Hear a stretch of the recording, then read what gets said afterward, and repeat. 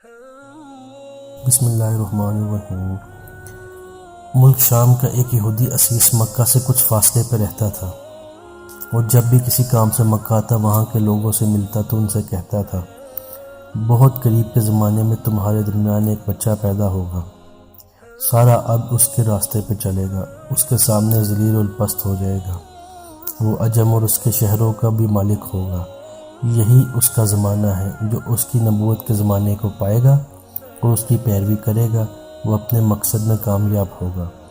جس خیر اور بھلائی کی وہ امید کرتا ہے وہ اس کو حاصل ہوگی، اور جو شخص اس کی نبوت کا زمانہ پائے گا مگر اس کی مخالفت کرے گا وہ اپنے مقصد اور آرزوؤں میں ناکام ہوگا۔ مکہ معظمہ میں جو بھی بچہ پیدا ہوتا وہ یہودی اس بچے کے بارے میں تحقیق کرتا اور کہتا ابھی وہ بچہ پیدا نہیں ہوا۔ آخر جب نبی کریم صلی اللہ علیہ وسلم اس دنیا میں تشریف لائے تو عبد المطلب اپنے گھر سے نکل کر اس یہودی کے پاس پہنچے۔ اس کی عبادت گاہ کے دروازوں پر پہنچ کر انہیں آواز دی۔ عسیس نے پوچھا کون ہے؟ انہوں نے اپنا نام بتایا، پھر اس سے پوچھا تم اس بچے کے بارے میں کیا کہتے ہو؟ اس نے انہیں دیکھا پھر بولا، ہاں تم ہی اس کے باپ ہو سکتے ہو، بے شک وہ بچہ پیدا ہو گیا ہے جس کے بارے میں نے تم لوگوں سے کہا کرتا تھا، وہ ستارہ آج طلوع ہو گیا ہے، جو اس بچے کی پیدائش کی علامت ہے، اور اس کی علامت یہ ہے کہ اس وقت اس بچے کو بھی درد ہو رہا ہے، یہ تکلیف اسے 3 دن رہے گی، اس کے بعد یہ ٹھیک ہو جائے گا۔ راہب نے جو یہ کہا تھا بچہ 3 دن تک تکلیف میں رہے گا، تو اس کی تفصیل یہ ہے کہ آپ نے 3 دن تک دودھ نہیں پیا تھا، اور یہودیوں نے جو یہ کہا تھا کہ ہاں آپ ہی اس کے باپ ہو سکتے ہیں، اس سے یہ مراد تھی کہ عربوں میں دادا کو بھی باپ کہا جاتا ہے۔ نبی کریم صلی اللہ علیہ وسلم نے ایک بار خود فرمایا تھا، میں عبد المطلب کا بیٹا ہوں۔ یہودی نے عبد المطلب سے یہ بھی کہا تھا اس بارے میں اپنی زبان بند رکھے، یعنی کسی کو کچھ نہ بتائے، ورنہ لوگ اس بچے سے زبردست حسد کریں گے، اتنا حسد کریں گے آج تک کسی نے نہیں کیا، اور اس کی اس قدر سخت مخالفت ہوگی کہ دنیا میں کسی اور کی اتنی مخالفت نہیں ہوئی۔ پوتے کے بارے میں یہ باتیں سن کر عبد المطلب نے عسیس سے پوچھا، اس بچے کی عمر کتنی ہوگی؟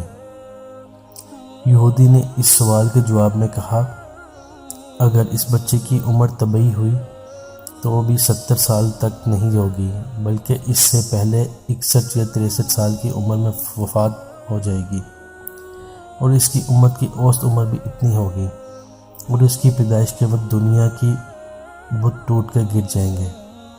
یہ ساری علامات اس یہودی نے گزشتہ انبیاء کی پیش گوئیوں سے معلوم کی تھی، اور سب بالکل سچ ثابت ہوئیں۔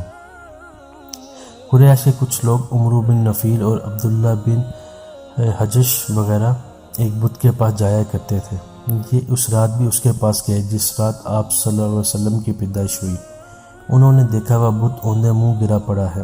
ان لوگوں کو یہ بات بری لگی، انہوں نے اس کو اٹھایا، سیدھا کر دیا، مگر وہ پھر گر گیا۔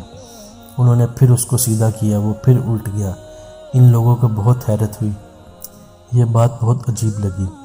تب اس بت سے آواز نکلی، یہ ایک ایسے بچے کی پیدائش کی خبر ہے جس کے نور سے مشرق اور مغرب میں زمین کے تمام گوشے منور ہو گئے ہیں۔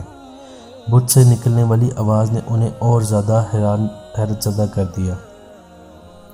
اس کے علاوہ ایک واقعہ یہ پیش آیا، ایران کے شہنشاہ کسریٰ نوشیروان کا محل ہلنے لگا اور اس میں شگاف پڑ گئے۔ نوشیروان کا معی محل نہایت مضبوط تھا، بڑے بڑے پتھروں اور چونوں سے تعمیر کیا گیا تھا۔ اس واقعے سے پوری سلطنت میں دہشت پھیل گئی، شگاف پڑنے سے خوفناک آواز بھی نکلی تھی، محل کے 14 کنگرے ٹوٹ کر نیچے آن گرے۔ آپ کی پیدائش پر ایک واقعہ یہ پیش آیا کہ فارس کے تمام آتش کدوں کی وہ آگ بجھ گئی جس کی وہ لوگ پوجا کرتے تھے اور اس کو بجھنے نہیں دیتے تھے، لیکن اس رات میں ایک ہی وقت میں تمام کے تمام آتش کدوں کی آگ آنن فانن بجھ گئی۔ آگ کے بجھنے والوں میں رونا پیٹنا مچ گیا۔ کسریٰ کو یہ تمام اطلاعات ملی تو اس نے ایک کاہن کو بلایا۔ اس نے اپنے محل میں شگاف پڑنے اور آتش کدوں کی آگ بجھنے کے واقعات اسے سنا کر پوچھا، آخر ایسا کیوں ہو رہا ہے؟ وہ کاہن خود تو جواب نہ دے سکا، تاہم اس نے کہا، اس سوالات کے جوابات میرا ماموں دے سکتا ہے، اس کا نام ستی ہے۔ نوشیروان نے کہا ٹھیک ہے، تم جا کے ان سوالات کے جوابات لاؤ۔ وہ گیا، ستی سے ملا، اسے یہ واقعہ سنائے۔ اس نے سن کے کہا ایک عصا والے نبی ظاہر ہو گئے، وہ عرب و شام پر چھا جائیں گے اور جو کچھ ہونے والا ہے ہو کر رہے گا۔ اس نے یہ جواب کسریٰ کو بتایا۔ وہ وقت تک کسریٰ نے دوسرے کہانوں سے بھی معلومات حاصل کر لی تھی، چنانچہ یہ سن کر اس نے کہا تب پھر ابھی وہ وقت آنے میں دیر ہے، یعنی ان کا غلبہ میرے بعد ہوگا۔ پیدائش کے 7ویں دن عبد المطلب نے آپ کا عقیقہ کیا اور نام محمد رکھا۔ عربوں میں اس سے پہلے یہ نام کسی کا نہیں رکھا گیا تھا۔ قریش کو یہ نام عجیب سا لگا، چنانچہ کچھ لوگوں نے عبد المطلب سے کہا اے عبد المطلب، کیا وجہ ہے تم نے اس بچے کا نام اس کے باپ دادا کے نام پر نہیں رکھا بلکہ محمد رکھا ہے؟ اور یہ نام نہ تمہارے باپ دادا میں کسی کا تھا اور نہ تمہاری قوم میں کسی کا ہے۔ عبد المطلب نے انہیں جواب دیا میری تمنا ہے کہ آسمانوں میں اللہ تعالیٰ اس بچے کی تعریف فرمائے اور زمین پر لوگ اس کی تعریف کریں۔ محمد کا معنی ہے جس کی بہت زیادہ تعریف کی جائے۔ اسی طرح والدہ کی طرف سے آپ کا نام احمد رکھا گیا۔ احمد نام بھی اس سے پہلے کسی کا نہیں رکھا گیا تھا۔ مطلب یہ کہ ان دونوں ناموں کی اللہ تعالیٰ نے حفاظت کی اور کوئی بھی یہ نام نہ رکھ سکا۔ احمد کا مطلب ہے سب سے زیادہ تعریف کرنے والا۔ علامہ سہیلی نے لکھا ہے آپ احمد پہلے تھے اور محمد بعد میں، یعنی آپ کی تعریف دوسروں نے بعد میں کی۔ اس سے پہلے آپ کی شان یہ تھی کہ آپ اللہ تعالیٰ کی سب سے زیادہ حمد و ثنا کرنے والے ہیں۔ پرانی کتابوں میں آپ کا نام احمد ذکر کیا گیا ہے۔ اپنی والدہ کے بعد آپ نے سب سے پہلے صوبیہ کا دودھ پیا۔